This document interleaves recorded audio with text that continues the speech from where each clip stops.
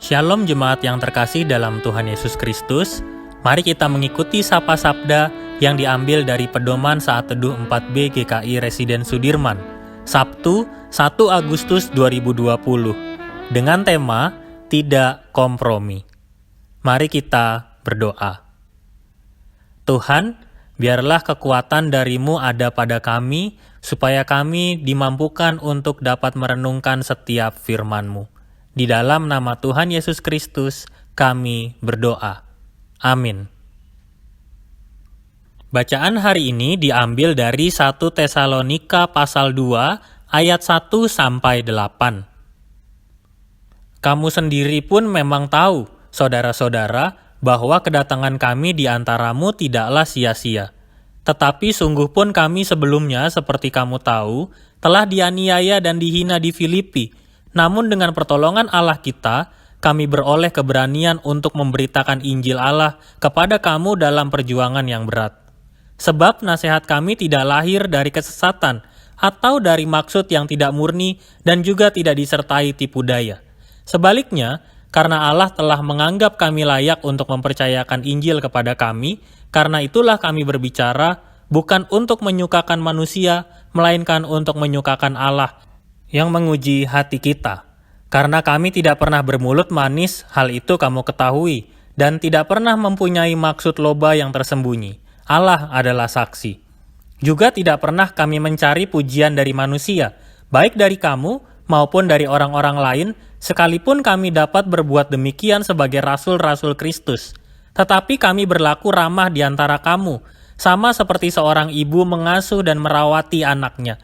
Demikianlah kami, dalam kasih sayang yang besar akan kamu, bukan saja rela membagi Injil Allah dengan kamu, tetapi juga hidup kami sendiri dengan kamu, karena kamu telah kami kasihi. Demikianlah firman Tuhan, berbahagialah kita yang mendengar dan melakukannya. Haleluya. Dalam beberapa wawancara di stasiun televisi, kita dapat memperhatikan keluhan para pekerja seni.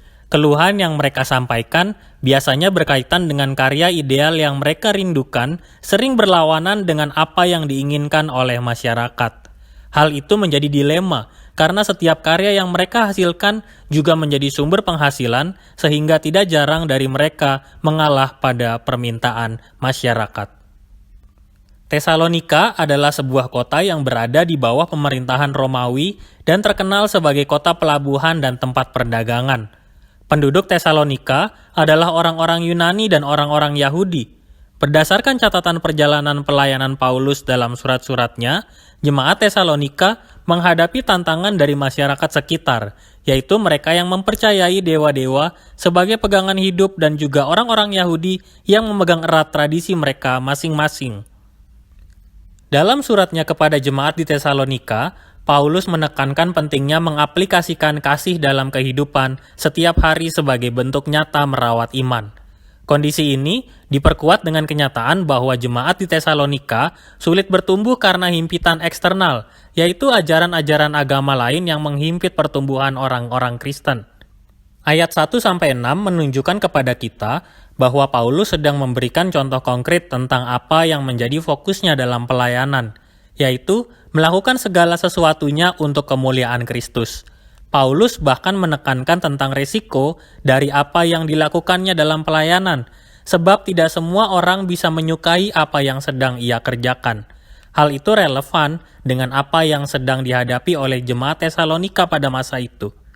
Mereka terjebak pada situasi di mana semua orang menginginkan hal yang menyenangkan, tetapi mereka tidak selalu rindu untuk mengikut Tuhan.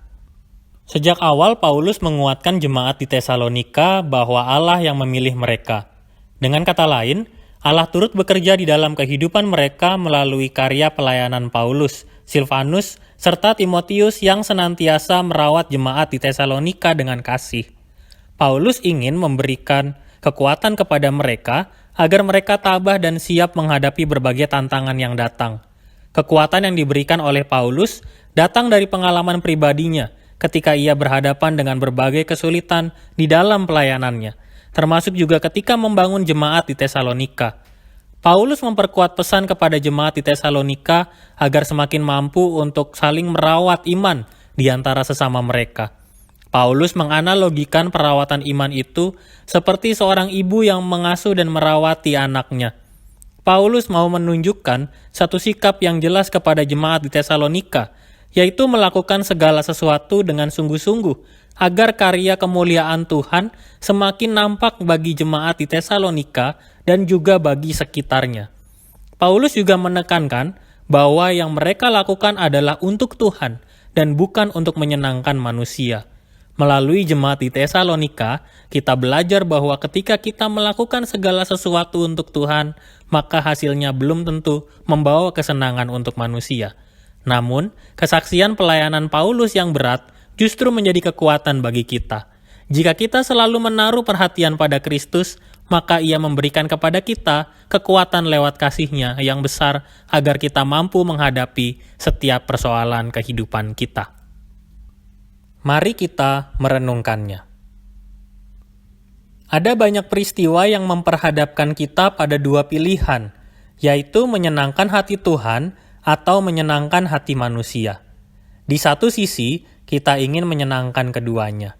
Di sisi lain, ada kalanya kita tidak dapat berpegang teguh pada Tuhan. Hari ini, marilah kita mengambil waktu untuk merenungkannya. Apakah selama ini kita mengalami kesulitan untuk dapat menyenangkan hati Tuhan lewat kehidupan kita? Mari kita berkomitmen. Saya akan menuliskan daftar kebenaran yang berdasar pada firman Tuhan yang saya lakukan hari ini. Mari kita berdoa. Tuhan, berikanlah kami kekuatan agar dapat selalu menunjukkan kebenaran dalam kasih-Mu di kehidupan kami sehari-hari. Dan biarlah setiap kebenaran-Mu dapat terus kami pegang dalam menghadapi pergumulan kehidupan kami. Di dalam nama Tuhan Yesus Kristus, kami berdoa. Amin.